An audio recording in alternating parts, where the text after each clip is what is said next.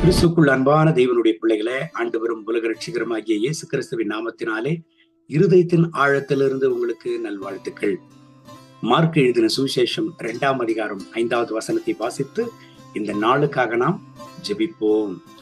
இயேசு அவர்கள் விசுவாசத்தை கண்டு திமிர்வாதக்காரனை நோக்கி, மகனே, உன் பாவங்கள் உனக்கு மன்னிக்கப்பட்டது என்றார். தேவனுடைய பிள்ளைகளே, இந்த உலகத்தில் பாவங்களை மன்னிக்கிற அதிகாரம் உண்டு என்று சொன்னால் அது ஆண்டவராகிய இயேசு கிறிஸ்துவுக்கு மட்டும்தான்.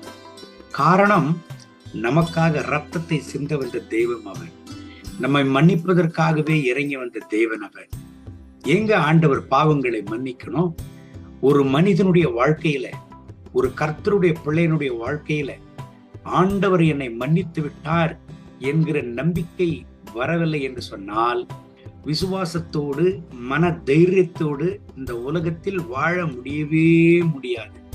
காரணம், பாவ மன்னிப்பின் நிச்சயம் இல்லை என்று சொன்னால் விசுவாசத்தில் தைரியமாக வாழ முடியவே முடியாது. அதே நேரங்கள்ல அந்த குற்ற உணர்வு என்பது எல்லா ஆசீர்வாதங்களுக்கும் தடையாக நிற்கும்.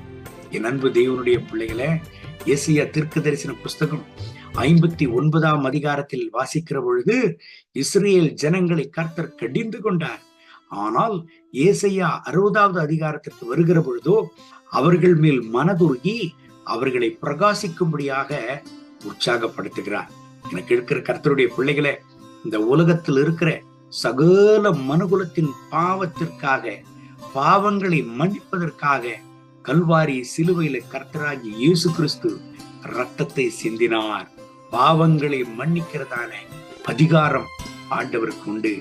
மார்க் எழுதின சுவிசேஷம் 2ஆம் அதிகாரத்தை வாசிக்கிற பொழுது, ஒரு திமிர்வாதக்காரனை 4 பேர் சுமந்து கொண்டு வருகிறார்கள். அவனால நடக்க முடியல. அவனுடைய வாழ்க்கையில முடக்கப்பட்டிருக்கிறான். காரணம், அவனுடைய வாழ்க்கையில காணப்படுகிற பாவம். ஆனால் அவனுடைய வாழ்க்கையில இருந்த வியாதியை ஆண்டவர் பார்க்கல. ஆனால் அந்த வியாதிக்கு காரணமாய் இருந்த அவனுடைய பாவங்களை கர்த்தர் பார்த்தவராய் அவன் மேல் மனதுருகி அவனுடைய பாவங்களை மன்னிக்கிறார். அது மாத்திரமல்ல, அவனுடைய பாவங்களை ஆண்டவர் மன்னித்த உடனே அவன் விடுதலையோடு எழுந்து நடக்கிறான். எனக்கு அன்பான தேவனுடைய பிள்ளைகளை, ஆண்டவர் அவனை மன்னித்த பிறகு எத்தனை எதிர்ப்புகள், போராட்டங்கள் அவனுக்கு விரோதமாய் வந்த பொழுதிலும் ஆண்டவர் அவனுக்கு கொடுத்த சுதந்திரத்தை ஒருவராலும் தடுக்க முடியவில்லை. ஆண்டவர் பாவத்தை மன்னித்த பிறகு அவரை குறித்து எத்தனை பேர் முறுமுறுத்து, எத்தனை பேர் என்னதான் பேசினாலும், அந்த திமிர்வாதக்காரனுக்கு கர்த்தர் மன்னித்ததுதான். அவனை மன்னித்தார். அவன் எழுந்து நடக்கும்படியாக அவனுக்கு கட்டளை கொடுத்தார். அவன் பாவங்கள் மன்னிக்கப்பட்ட உடனே அவன் எழுந்து நடந்தான். காரணம், ஆண்டவராகி இயேசு கிறிஸ்து மன்னிக்கிற தேவனாக இருக்கிறார். இந்த கால வேளையில இந்த வசனத்தை கேட்கிற அன்பு தேவனுடைய பிள்ளைகளை, ஏதோ ஒரு குற்ற உணர்வு உங்களை வாட்டி கொண்டிருக்கிறதா? உங்க வாழ்க்கையில நிமிர்ந்து நிற்கக்கூடாதபடிக்கு, உங்க ஆவிக்குரிய வாழ்க்கையில நீங்கள் பிரகாசிக்க கூடாதபடிக்கு, உங்களுடைய வாழ்க்கையில, உங்க குடும்ப வாழ்க்கையில கர்த்தருடைய ஆசீர்வாதங்களை பெற முடியாதபடிக்கு ஏதோ ஒரு குற்ற உணர்வு உங்களை வாட்டிக்கொண்டே இருக்கிறதா? இந்த நாளில கர்த்தர் உங்களோடு கூட பேசுகிறார். என் அன்பு தேவனுடைய பிள்ளைகளை, கல்வாரி சிலுவையில ஆண்டவராக இயேசு கிறிஸ்து உங்களை மன்னித்து விட்டார்.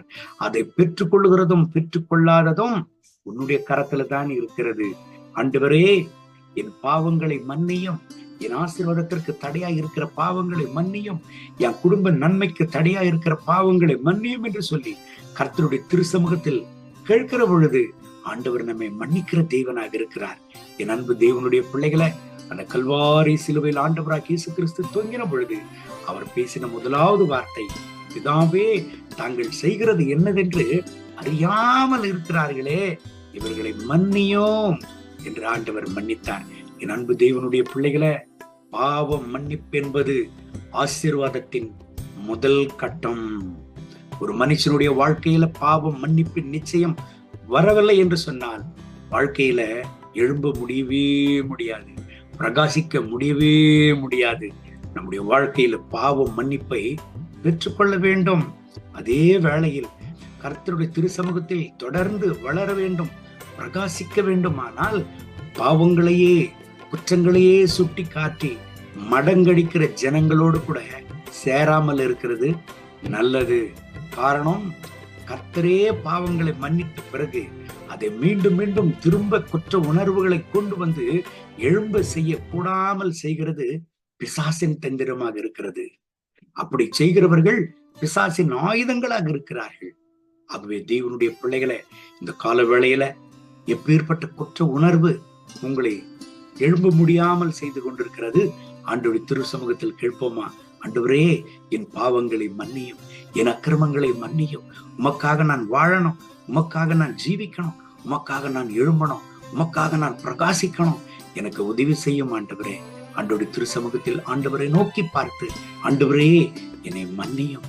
உம்முடைய பிள்ளை என்று சொல்லுகிறதற்கு நான் பாத்திரன் அல்ல. உம்முடைய மகன் என்று சொல்லுவதற்கு நான் பாத்திரன் அல்ல. உம்முடைய கூலிக்காரரில் ஒருவனாக என்னை ஏற்றுக்கொள்ளும் என்று சொல்லி இளைய குமாரன் உண்மையை ஒத்துக்கொண்டு தகப்பனிடத்திற்கு வந்த பொழுது தகப்பன் அன்போடு ஏற்றுக்கொண்டார். இந்த கால வேளையில கூட கர்த்தர் உங்களை கரம் விரித்து அழைக்கிறார். நீங்கள் எப்பேற்பட்ட பாவம் செய்திருந்தாலும், நீங்கள் எப்பேற்பட்ட குற்றத்தை கர்த்தருக்கு விரோதமாய் செய்திருந்தாலும் அவர் உங்களை மன்னிக்கிற தேவனாக இருக்கிறார். ஆண்டவர் மன்னித்த பிறகு திரும்ப அந்த பாவத்தை செய்யக்கூடாது. ஆண்டவருக்காக வாழணும், ஆண்டவருக்காக ஜீவிக்கணும். அதுதான் கர்த்தருடைய பிள்ளைகளுக்கு வைத்திருக்கிறதான ஒரு நல்ல அனுபவம். இந்த காலவேளையில் கண்களை மூடி ஜெபிப்போமா? ஆண்டவரே, எனக்கு மனமிறங்கும், என்னுடைய பிள்ளையாக ஏற்றுக்கொள்ளும். நான் உமக்காக வாழணும், நான் உமக்காக ஜீவிக்கணும், உமக்காக நான் பிரகாசிக்கணும். என்னவெல்லாம் ஆசீர்வாதங்கள் என் வாழ்க்கையில தடைபட்டிருந்ததோ அதெல்லாம் எனக்கு திரும்ப தாரும் ஆண்டவரே. உடைய பிள்ளையாக என்னை ஏற்றுக்கொள்ளும். சொல்லுவோமா? கண்களை மூடி அன்பும் மனதிற்கும் உள்ள ஆண்டவரே, இந்த கால வேளையில் உடைய திருப்பாதத்தில் நாங்கள் கடந்து வருகிறோம். கல்வாரி சிலுவையில் எங்களுக்காக ரத்தத்தை சிந்தினீர், கல்வாரி சிலுவையில் எங்களுக்காக பாடுபட்டீர். எங்கள் பாவங்களை மன்னியும் ஆண்டவரே. எங்களுக்காக ரத்தத்தை சிந்தி, எங்களுக்காக வியாகுலப்பட்டு, எங்களுக்காக எங்கள் மீறுதல்கள் எல்லாம் நீர் சுமந்தீரே. காரணம், எங்களை மன்னிப்பதற்காக. இந்த கால வேளையில தகப்பனே, எங்கள் பாவங்களை மன்னியும், எங்கள் அக்கிரமங்களை மன்னியும், எங்கள் அநீதிகளை மன்னியும். உமக்காக வாழ, உமக்காக பிரகாசிக்க, உமக்காக ஜீவிக்க கர்த்தர் எங்களுக்கு கிருபை தாரும். இந்த கால வேளையில் யாரெல்லாம் என்னோடு சேர்ந்து ஜெபித்துக் கொண்டிருக்கிறார்களோ ஒவ்வொரு கர்த்தருடைய பிள்ளைகளுக்காக ஜெபிக்கிறேன். இவர்களை கண்ணோக்கி பாரும் ஆண்டவரே. இவர்கள் குற்ற உணர்வை இவர்களை விட்டு நீக்கவும் ஆண்டவரே. யாரெல்லாம் என் பாவங்களை மன்னியும் என்று ஜெபித்துக் கொண்டிருக்கிறார்களோ ஒவ்வொருவர்களுக்கும் உடைய மன்னிப்பை அருளுவீராக. எந்த இடத்துல அவர்கள் விழுந்தார்களோ அந்த இடத்திலிருந்து தூக்கி எடுப்பீராக. உடைய பிள்ளைகளை ஜீவனுள்ள சாட்சியாக நிறுத்தும். என்னவெல்லாம் ஆசீர்வாதம், குற்ற உணர்வின் நிமித்தம் என்ன ஆசீர்வாதங்கள் எல்லாம் இவர்கள் வாழ்க்கையில தடைப்பட்டதோ அதெல்லாம் திரும்ப தாரும். அன்றைய மனதிற்கும் இவர்கள் வாழ்க்கையில வெளிப்படுத்தும். ஜீவனுள்ள கர்த்தருடைய பிரசன்னத்தினால உடைய பிள்ளைகளை நிரப்பும் ஆண்டவரே. இவர்கள் தேவைகளை சந்தியும். மார்க் எழுதின சுவிசேஷம் 2ஆம் அதிகாரத்தில் திமிர்வாதக்காரனை பார்த்து அவனுடைய வியாதிகள் குணமாக நீர் பேசவில்லை, அவனுடைய வியாதிக்கு காரணமாயிருந்த அவனுடைய பாவங்களை மன்னித்தீரே. ஒவ்வொரு கர்த்தருடைய பிள்ளைகளுக்காக ஜெபிக்கிறேன். இவர்கள் மேல் மனதுருகும் ஆண்டவரே. இவர்கள் நஷ்டங்களை ஆசீர்வாதமாக மாற்றினாலும் இவர்கள் வியாதிகளை குணமாக்கும். எந்த இடத்துல இவர்கள் விழுந்தார்களோ, எந்த இடத்துல ஆண்டவரே உமக்காக பிரகாசிக்க கூடாதபடி முடக்கப்பட்டார்களோ அதே இடத்துல சாட்சியாக நிறுத்தும். கர்த்தருடைய மனதுருக்கத்தினால் இவர்களை நிரப்பி நடத்தும். தோட்டு உதவி செய்யும். இவர்கள் தேவைகள் எல்லாம் சந்தியும். மகிமை கனம் துதி உமக்கே. இயேசுவின் நாமத்தில் பிதாவே, ஆமென், ஆமென்.